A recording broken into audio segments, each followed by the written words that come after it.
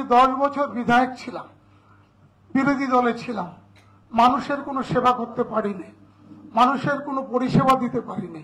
আমি মনে করি আমার অভিজ্ঞতার মধ্যে দিয়ে যে শাসক দলে না থাকলে মানুষকে কোনো পরিষেবা দেওয়া যায় না। এই প্রদেশ কংগ্রেসকে দিয়ে পশ্চিমবাংলায় কোনো রাজনৈতিক দলের সাথে লড়াই করার মতো দক্ষতা যোগ্যতা বর্তমান প্রদেশ নেতৃত্বের নাই, এবং আমি মনে করি একমাত্র মমতা বন্দ্যোপাধ্যায়ের নেতৃত্বে পশ্চিমবাংলাকে আগামী দিনে আরো এগিয়ে নিয়ে যাওয়া যাবে। শঙ্করদাকে ধন্যবাদ জানাবো যে এতদিন পরে দেরি হলো শঙ্করদার শুভবুদ্ধি উদয় হয়েছে এবং উনি সত্যি কথা বলছেন যে উত্তরবঙ্গে তথা পশ্চিমবাংলায় গ্রামগঞ্জে উন্নয়ন করতে গেলে মমতা ব্যানার্জির হাত ছাড়া কারো উপায় নেই। তো আমি আরও বলবো শঙ্করদাকে, উনি তো কিছু শাখা সংগঠনের নেতৃত্বের কথা বললেন, আমি বলবো ওনা আমার রাজনৈতিক গুরু ছিল যখন কংগ্রেসে করতাম একসঙ্গে। ওনার বহু শাখা প্রশাখা রয়েছে, আমাদের চোপড়া থেকে নিয়ে ফাঁসিদোয়া, মাটিগাড়া, শিলিগুড়ি, দার্জিলিং জেলায় তৈরি হয়েছে। উনি আমাদের দলে আসাতে নিশ্চয়ই দলের আমাদের শক্তিশালী হবে, দল আমরা ঐক্যবদ্ধ হতে পারবো এবং সাংগঠনিক শক্তি বৃদ্ধি পাবে। উনি যেটা বললেন যে সত্যিকার আগামী বিধানসভায় এই মাটিগাড়া, ফাঁসিদোয়া, নাকশলবাড়ি, খড়িবাড়ি, শিলিগুড়ি একটা বিরাট প্রভাব পড়বে। এটা আমাদের দলের খুব শক্তিশালী একটা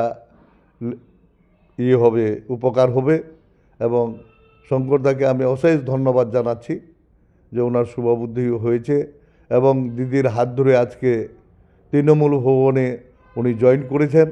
অশেষ ধন্যবাদ। নিশ্চয়ই ওনার সঙ্গে দেখা করব, ওনার পরামর্শ নেব, যার থেকে আগামী দিনে আরও আমরা বৃহত্তর সংগঠনকে শক্তিশালী করতে পারি, এটাই আশা রাখছি। সবথেকে বড় বিষয় যে আপনি বললেন আপনার এক সময়ের গুরু ছিল, গুরুর থেকে শিষ্য আগে বুঝতে পেরেছে, অর্থাৎ আপনি শিষ্য হলেও আগে তৃণমূলে যোগদান করেছেন এবং উন্নয়নের চমক আজকে চোপড়ায়। উনি অনেকটা লেট করলেন। লেট করেছেন উনি, কিন্তু নিশ্চয়ই উনি আমার থেকে অভিজ্ঞশালী লোক। ভাবেছিলেন, দীর্ঘদিন ধরে দলটা করেছিলেন, যদি দলটা ঠিকভাবে ক্ষমতায় আসে বা পশ্চিমবাংলা কংগ্রেস আসতে পারে, উনি চিন্তাভাবনা করছিলেন। একটু ধৈর্যশীল লোক ছিল, দেরিতেই আসলো। আমরা ছোটোখাটো হলো, আমরা ভাবছিলাম যে আমাদের এলাকার উন্নয়ন করতে হবে, আমরা আগে এসেছিলাম, পরে আসলো। উনি বুঝতে পেরেছেন যে এটাই আমি খুশি ওনার উপরে যে উনি শুভবুদ্ধি উদয় হয়ে উনি আমাদের দলে জয়েন করেছেন দিদির হাত ধরে। এবং আজকে দেখলাম যেটা যে আমাদের রাজ্য সভাপতি এবং আমাদের যে মন্ত্রী অরূপ বিশ্বাসের সঙ্গে মিলে আজকে টিভিতে ডিক্লার দিলেন, এতে আমাদের খুব সাংগঠনিক লাভ হবে একটা, এটা খুব ভালো হয়েছে।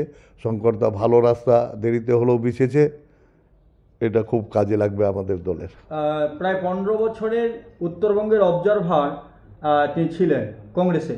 তিনি নিজের মুখে আজকে বললেন যে সত্যটা না বললেই নয়, যে 3% ভোট দিয়ে কোনো কিছু করা যায় না, কংগ্রেস 3%ই দাঁড়িয়ে আছে, তো ছাড়তে পারে। তাহলে যারা এখনও নিম্ন স্তরে কংগ্রেস করছে তাদের উদ্দেশ্যে কী বলবেন? অ্যাকচুয়ালি যারা কংগ্রেস করছে এখনও রয়েছে, এরা একটা আছে আদি যুগ ধরে আছি, দলটা ছাড়বো কেন, তো এরা ভুল করছে। আমিও বলছি শঙ্করদার মতন অভিজ্ঞশালী লিডার কংগ্রেসের, উনি চলে আসছে, আমরাও আমাদের এলাকা থেকে নিয়ে বলবো যে আপনারাও সবাই আহ্বান করছি, আপনারা সবাই মিলে একসঙ্গে হয়ে এই বিজেপি সরকারকে কেন্দ্রে রয়েছে এবং বিজেপির কিছু লোকজন রয়েছে, এই লিডারদের মুখ তাকায় দ্বিভাগ 3 ভাগ হয়ে গেছে। আমি আশা করব যে এগুলো কংগ্রেস এখনও ওই 3% ভোটের কথা সত্যিকারেই বললো শঙ্করদা, এই 3% ভোট নিয়ে কিছু করা যাবে না।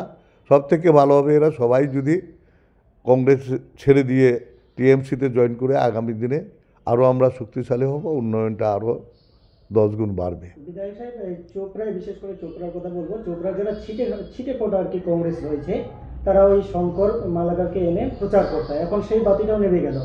যারা এখনো করছে কংগ্রেস, তাদের উদ্দেশ্যে কী বার্তা রাখবেন? না, আমি তো আগাও বলছি, এখনও বলছি যে এখানটায় চপড়ার ক্ষেত্রে বিশেষ করে এখানটায় বিজেপি সিপিএম কংগ্রেস করে লাভ নাই, কারণ এখানকার মানুষ হচ্ছে রাজনৈতিক কনসাস মানুষ।